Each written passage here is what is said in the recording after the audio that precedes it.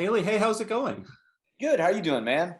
Good. So it's such a pleasure to speak with you about this movie, about Death of a Telemarketer, because I just really, it fits within, I mean, you're choosing such interesting roles right now. And this just seems to fit right within it. You know, it's funny, it's a little bit serious, it's got a message, you know, there's some action. What was it about this film in particular that made you want to do it?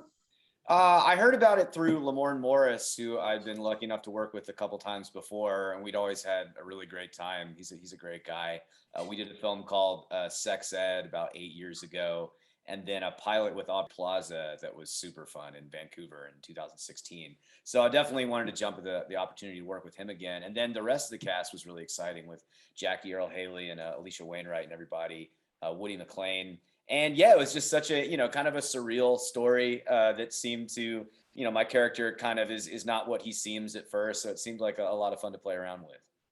Jackie Earle Haley, you kind of have the same name almost. Spelled the same, that's right, yeah. And there you are, father and son, and it feels like, you fit so well together. Both Oscar nominees, right? That's right, yeah. And then you slip so well into the Southern accent, even though, you're born in Los Angeles. So how do you feel about that? Yeah, that's an accent that comes kind of easily for me. Both my parents were born in Alabama, so that's definitely in the family history.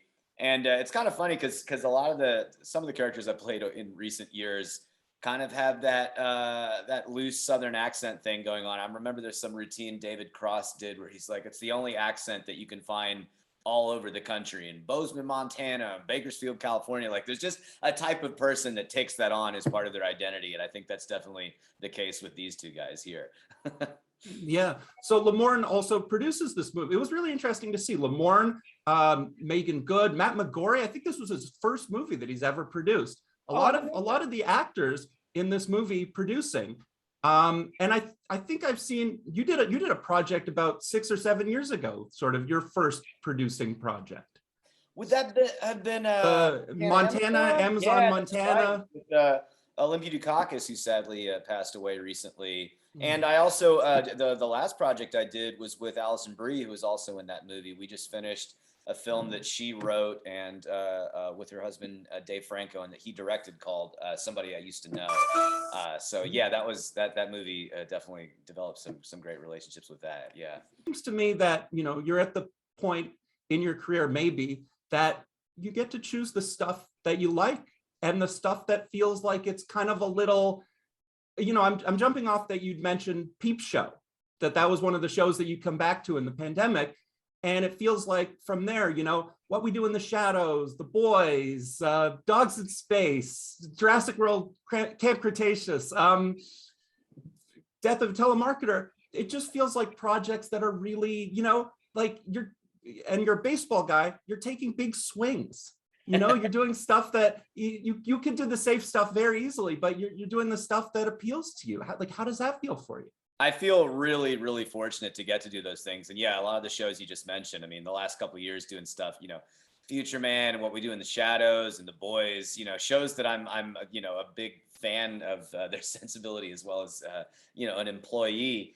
And I don't know, I mean, and adding to that, early in 2020, it felt like there's a lot of uncertainty of whether we would go back to work at all in our industry. And so getting to have worked through it, doing the animated series that you were talking about with Dogs in Space and Jurassic World, working on Goliath and the Kaminsky Method, every day that you get to go to set and play around like that feels like a gift. So yeah, I don't know, I guess as you get older, I've been working almost 30 years in this industry, and I think for a long time, my main goal has just been to try and create as much variety as possible, and to always be searching for new characters that I haven't played yet. And that goes into, when you talked about getting into a producer role, trying to develop things that can give me an opportunity to go places I haven't been before. So yeah, I feel very lucky and have been able to have a lot of fun with it too. And in this movie, working with people that seem like they're just a lot of fun to hang out with too. Absolutely. So what's it like to work with Lamorne, to work with Alicia, to just be in this environment? I've enjoyed every moment of working with them. We shot this in the summer of 2019. I think it was literally 120 degrees outside in the valley in this corporate park we were shooting at. I was house sitting at the time, and every morning and night I was just like hosing down plants to keep them basically from catching on fire at the house I was house sitting at. So that the heat really sticks out in my mind. But yeah, we were just hanging out, and it's a great group of people, and Colette is great, and Datari Turner, and you know, a lot of the producers. We just had a really great set, doing some grueling hours and night shoots. It's always good to be around people whose company you enjoy. And it's one of the, you know, it being 2019, you know, it now is almost nostalgia, because, you know, we actually could just hang out in unventilated rooms and spend a lot of time together. The on-set ability to casually hang out has definitely been affected by COVID. And that's one of the things that helps the camaraderie of a cast and of a crew, is that you can, you know, there's a lot of waiting around on set sometimes. And now it's with a mask and being separated in different rooms. So it's a fond memory too, because it was before the pandemic. One of your recent projects that really affected me too was when you were working with Joe Burlinger. You know, that collaboration, I thought that movie in particular was just so fascinating to me, because it almost felt unsettling, maybe like almost funny, you know, in a movie that it's not funny, but it just feels like something was really sort of strange about that, seeing you in that.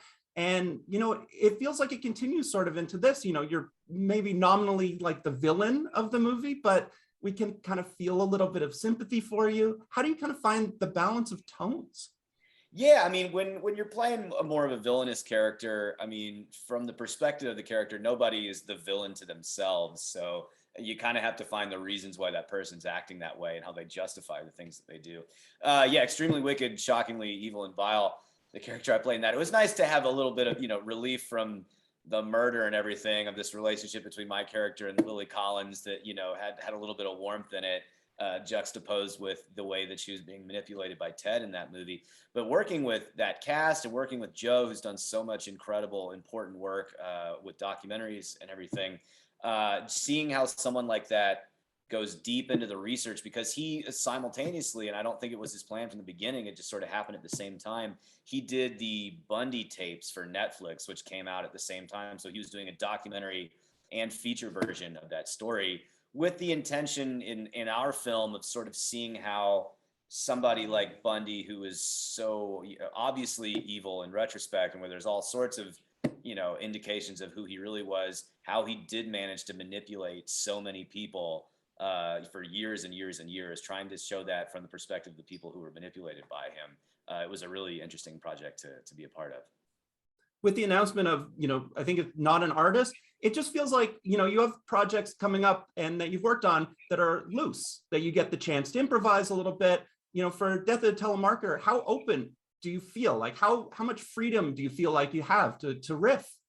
Oh, definitely. And when you're working with somebody like Lamorne, who's such a talented improviser and so funny, it adds, you know, that a really great quality of looseness to these scenes. And with Not an Artist, I had never done a movie that was pretty much fully improvised. We had, you know, each scene had certain beats that we needed to hit, and there is a bit of a, you know, there's a plot that we were tracing through it, but I had never done that much improvisation in a movie before, and that was a really exciting experience. You know, it's kind of a high wire act, you know, just having these long takes and just seeing where things go, and getting to work with people who are so you know, legends of the forum, you know, with Matt Walsh and everybody, and Alexi Pappas and all these people. It was just a really great cast to work with. And the RZA, too. Got to be in a movie with the RZA. Yeah. Exciting. I mean, when I saw that list, that cast list, I thought such incredible, diverse, different, interesting people. The RZA certainly jumped out at me for sure. Yeah. He's quite a presence on set. Yeah. What about working with your sister in Kaminsky Method? I mean, you weren't brother and sister in that, but you get to be in the same show. And certainly into this project, you know, do you seek out people? Is it like, you know, you have your favorite collaborators, but do you seek out people that you want to work with? You know, are there people that you still want to work with upcoming? Oh, absolutely. Every year the list grows longer, you know, as you see more films and you know, you get you become fans of more people. Yeah, Emily and I we technically had a scene together. We were at the same wedding together, but our characters didn't really have intersecting plot lines. I'm sure it'll happen eventually with us. But yeah, I mean, and that goes back to your, you know, talking about actors becoming producers, is that you kind of get to build the team that you want to work with. I know that's what they did on Not an Artist. A lot of those folks had worked together before. You know, with a film like this, Lamorne and I had worked together before. The longer you stay in this industry, it is really fun how things circle back and you just, you know, get to build these relationships with people. Alison Brie and I worked together for the first time 13 years ago and then just did another film together. It's just, it's really fun having those long-term relationships and just getting to create things together over that period of time. Yeah. So again, I want to ask you, sort of jumping off of from Death of a Telemarketer, who are some of your favorites? You know, who have been some of those people over the years where maybe, you know, you didn't know them coming in, you worked with them and you said, this is someone like me that gets it? It's a long list, and I feel really fortunate because I can't even really think of times where I had a negative experience really with a director. I've had a really fortunate run of working with people who not only I enjoy being on set with them, but people who are, you know, still friends of mine. That film, Sex Ed, I mean, all of us are still very close from that movie. I knew him coming in, but Steven Spielberg definitely comes to mind. Yeah. You know, because working on an operation like that, and he is definitely an example of someone who has built this team of people over the decades, that they all have this shorthand with each other. They all have such a comfortable working relationship that they can make a gigantic, you know, movie production work a lot quicker and more smoothly than you would imagine something like that going. Seeing that in action definitely kind of sets the bar pretty high for how this job is done. But yeah, that was definitely something that comes to mind too.